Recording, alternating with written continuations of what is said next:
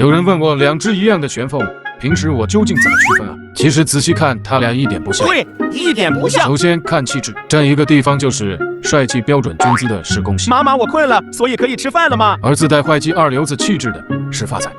妈妈，你随便说，反正左耳进右耳出。第二看行为，像外面这样安静呆傻的是恭喜，每天翻箱倒柜的是发财。看不见我。其实最容易看的是羽毛，吃饭从不擦嘴的是发财。每天把毛理得漂漂亮亮的是恭喜。据我所知，我一无所知。理尾巴、理头头、无聊生胖气的都是恭喜。什么意思？理毛我也会。